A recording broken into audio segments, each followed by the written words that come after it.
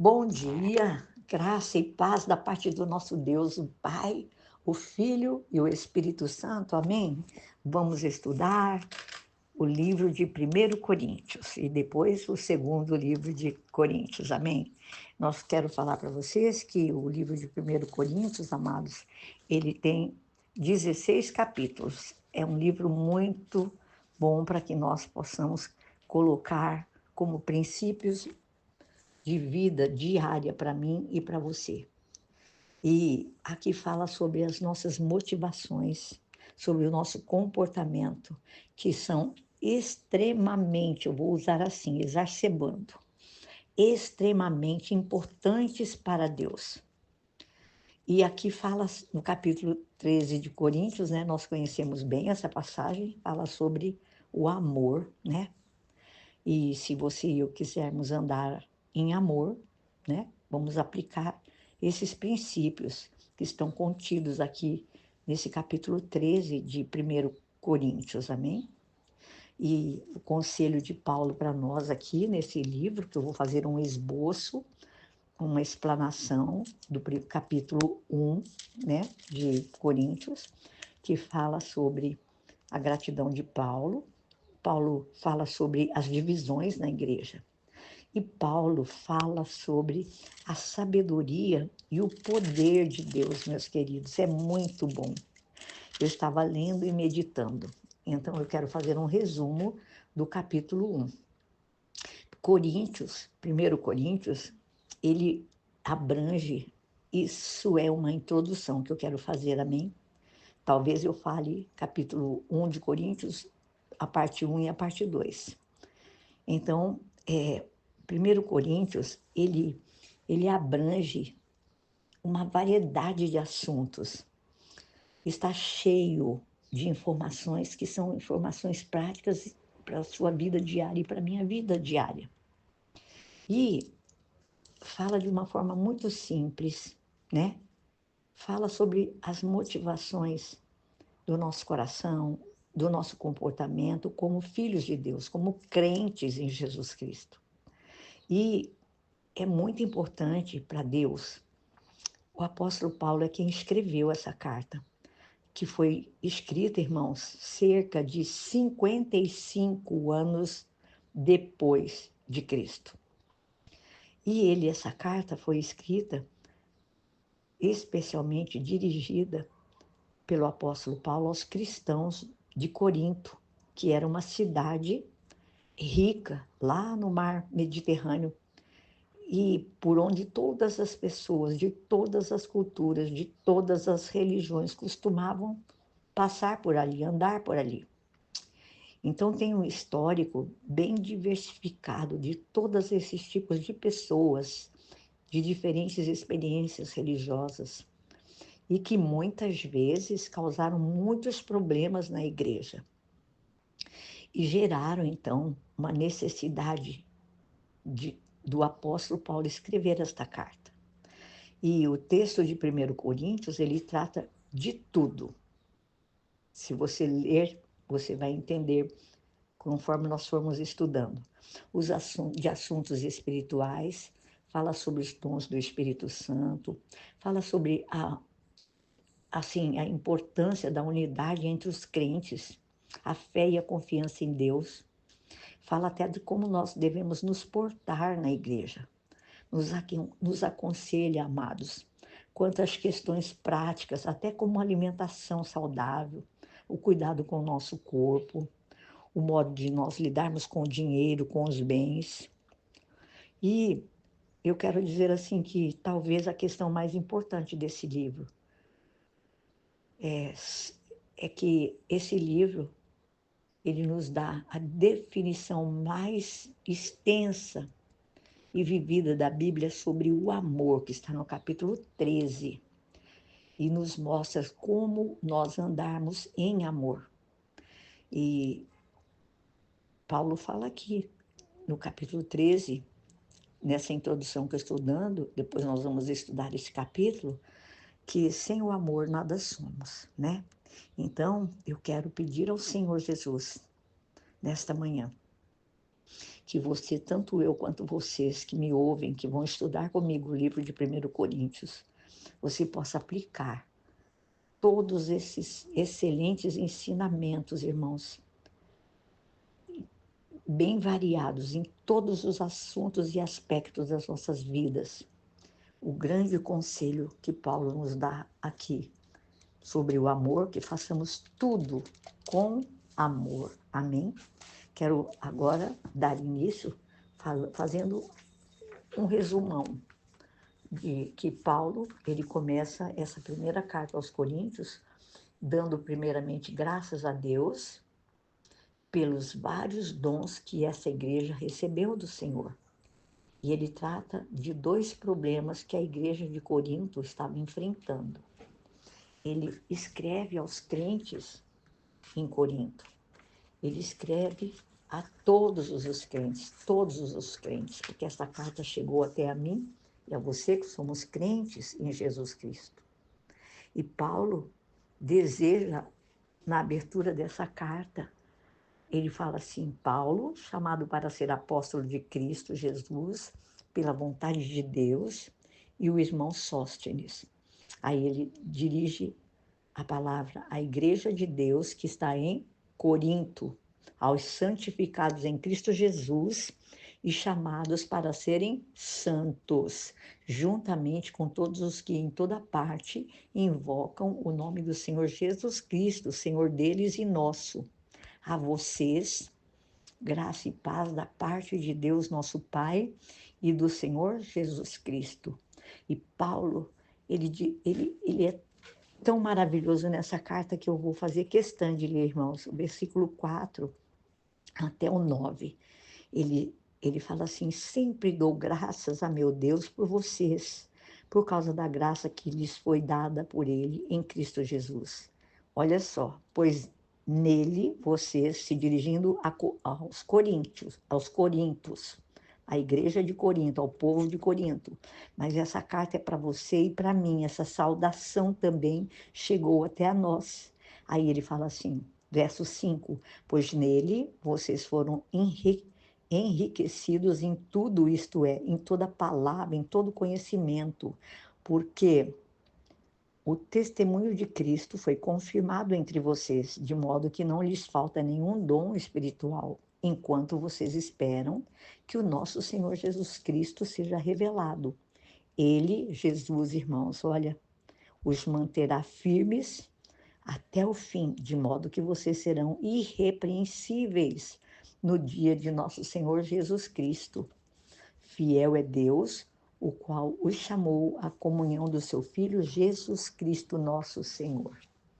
Então, Paulo, desejando a bênção de Deus, ele agradece a Deus pelos dons que concedeu aos crentes lá de Coríntios. Eles receberam todos os dons espirituais.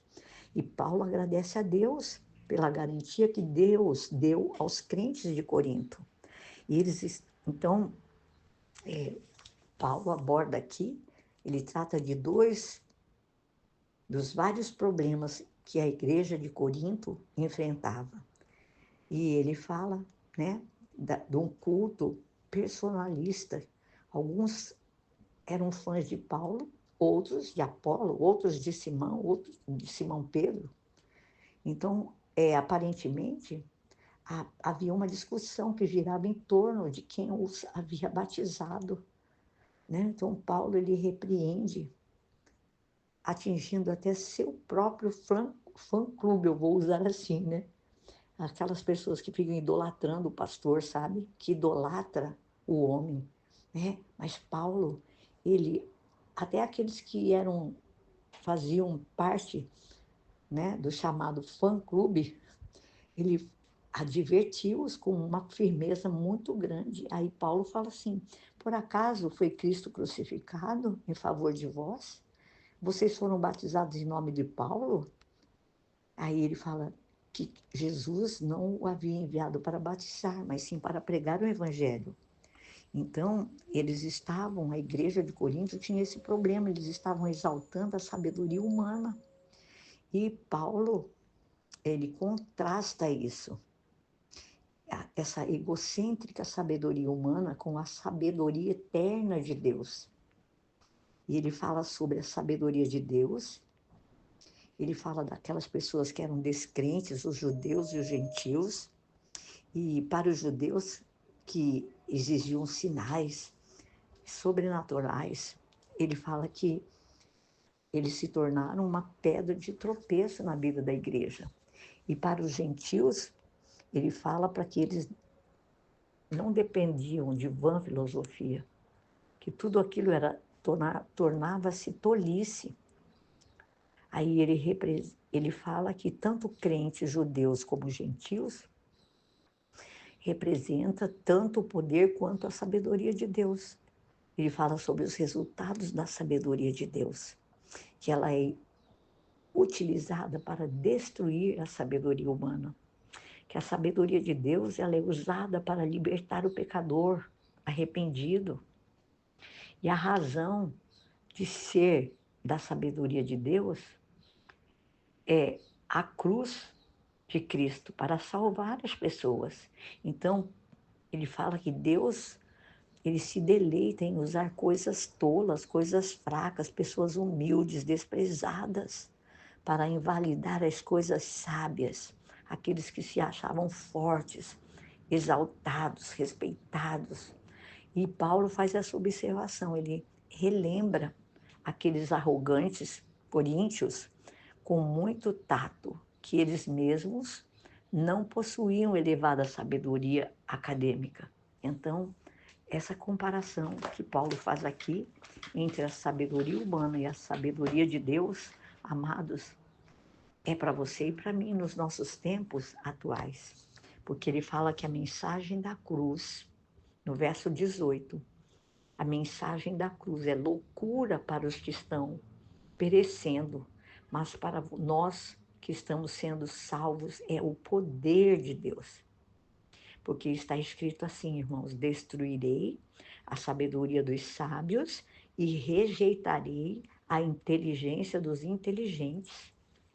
Então, às vezes nós, né, eu vou fazer uma explanação agora, às vezes você e eu, né, olhamos em volta e percebemos uma certa competição, até mesmo no nosso meio cristão, dentro da igreja, na sociedade em que vivemos, na empresa onde você e eu trabalhamos, e até mesmo, como eu disse, dentro das igrejas, né? Entre uma igreja, uma denominação e outra denominação.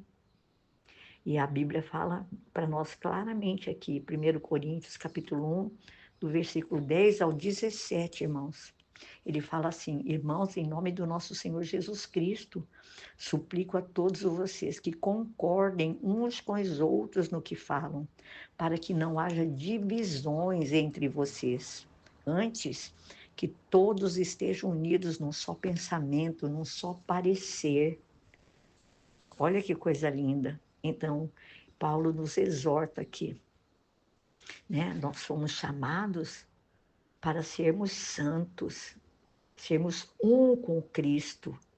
Então, simplesmente, irmãos, ele está dizendo para nós aqui nesse texto do capítulo 1, do verso 10 ao 17, que não deve haver lugar para a rivalidade, para a competição no corpo de Cristo, porque todos nós fomos chamados para sermos um com Cristo. Então, nós devemos orar pela unidade, pela harmonia do corpo de Cristo.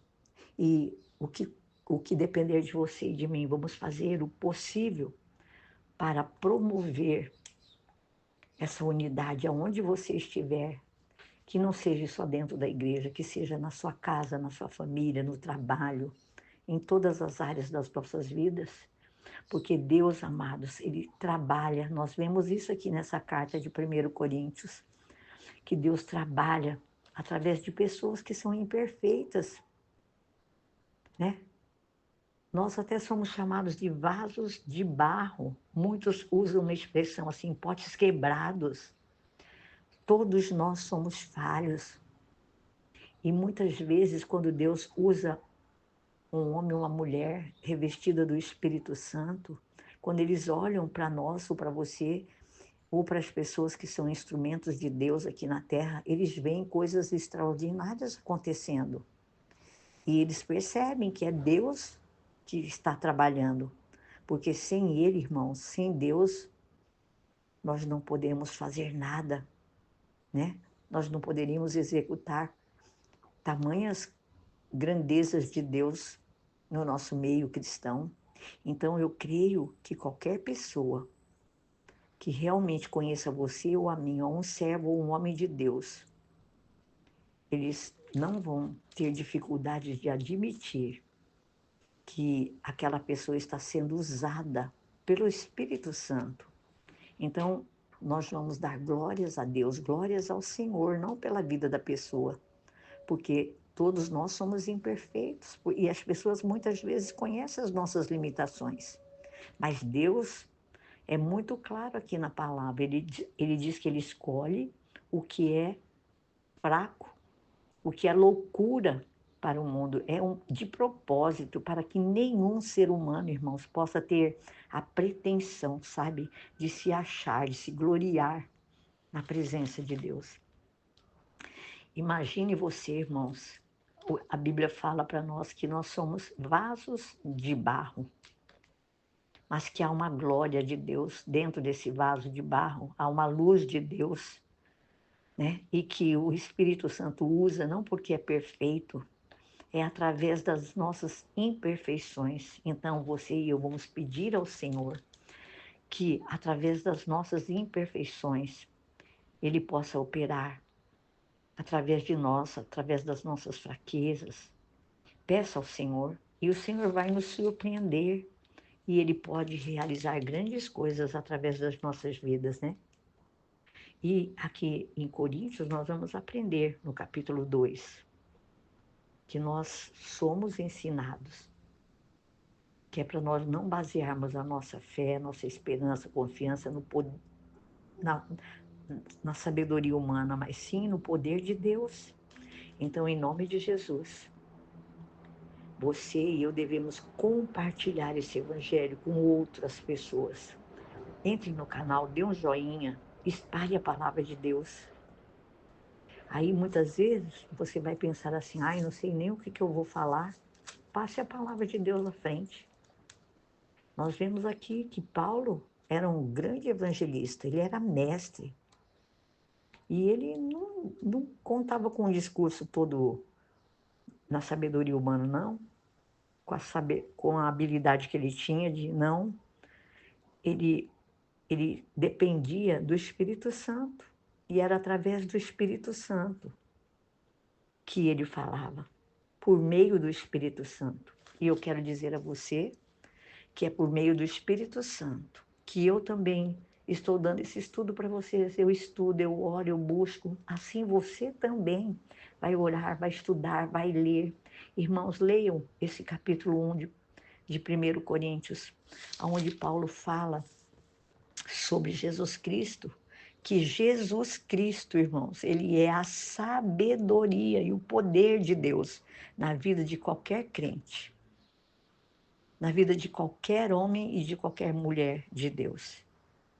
Aí ele fala assim no versículo 24, mas para os que foram chamados, tanto judeus como gregos, Cristo, olha que lindo, é o poder de Deus e a sabedoria de Deus, porque a loucura de Deus é mais sábia que a sabedoria humana, e a fraqueza de Deus é mais forte do que a força do homem. Guarde essa palavra. Guarde essa palavra no seu coração. Capítulo 1. Um capítulo bem gostoso de ler, bem curtinho, irmãos, que tem somente 31 versículos, fácil de ler, bem compreensível. Em nome de Jesus, que essa palavra de 1 Coríntios possa mexer com você, sabe? Possa te incomodar a ponto de você desejar, de buscar e não se achar que você não foi chamado porque você é imperfeito. Todos. É através de pessoas imperfeitas. É através de vasos de barro. Todos nós somos falhos. E quando as pessoas olharem para você e veem o poder de Deus na sua vida, eles vão entender que é Deus, que é o Espírito Santo quem está falando na sua boca, na minha boca. Em nome de Jesus, creia assim. Em nome de Jesus Cristo, amém? Que Deus os abençoe, em nome de Jesus.